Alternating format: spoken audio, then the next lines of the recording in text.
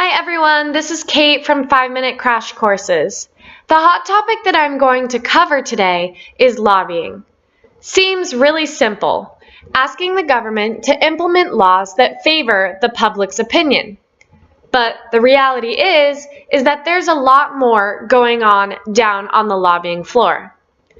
Now, most people know that lobbying is done by lobbying firms, but a fact more overlooked is that generally lobbyists are people clearly networked within the government, and up until 2012, you could practically be a part of the government and become a lobbyist.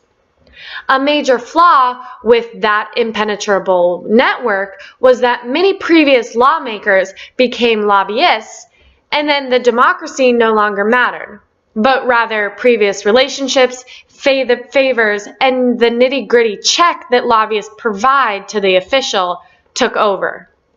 I'm sure many of you are wondering where they get that money and what do they do with it exactly.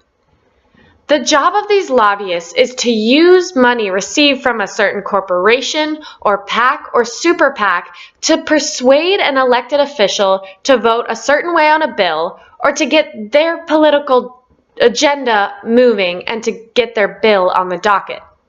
If you didn't already realize, the reason that this process is so important is that the most heavily lobbied bills have a much higher chance of being discussed in Congress and then put to a vote.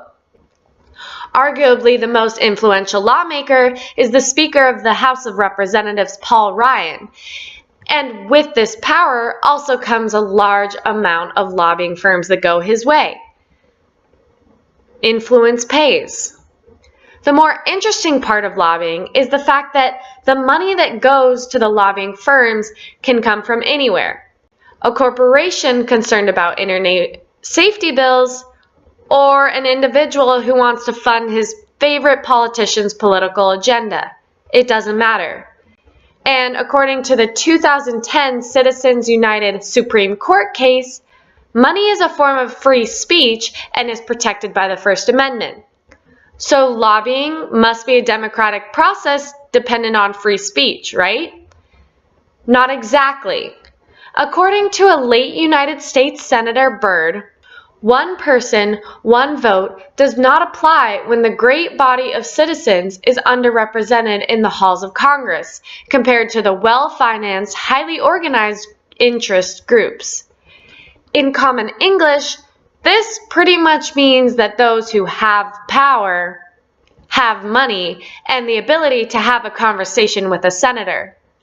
This fact, combined with the reality of modern-day America, we are plagued with the fact that companies and corporations have money, and they are the ones much more likely to have funds to lobby officials.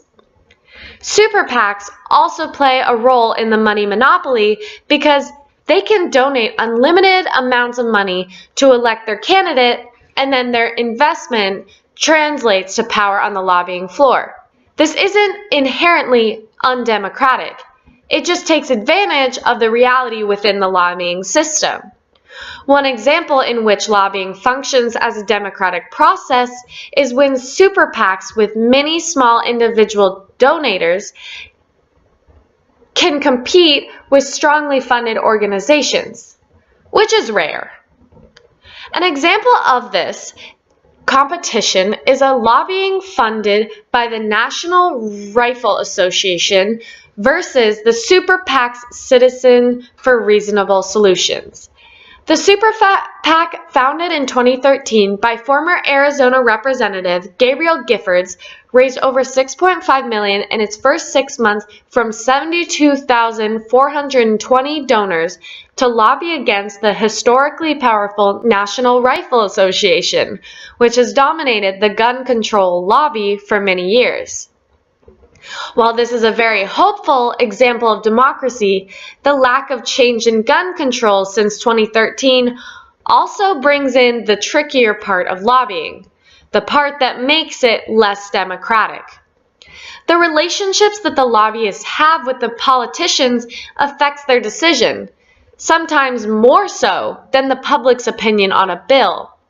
The democratic idea of lobbying would be to employ lobbyists solely based on the public opinion. Yet, according to a Gallup poll that surveyed Americans over a 3-day period, they found that 71% of those Americans believe that the lobbyists already have too much power, which suggests that maybe the system should change altogether. But whether we like it or not, in the system as it stands, money and politics are interconnected, and in result, those who need the protection and legislative changes get shortchanged. The problem with this and the current system is that the previous lawmakers and members of Congress are subject to political corruption that deviates from the democratic ideals of lobbying. To give people the ability to tell and persuade their members of Congress about the issues and bills that the people feel strong about. Unfortunately, that democratic ideal no longer exists.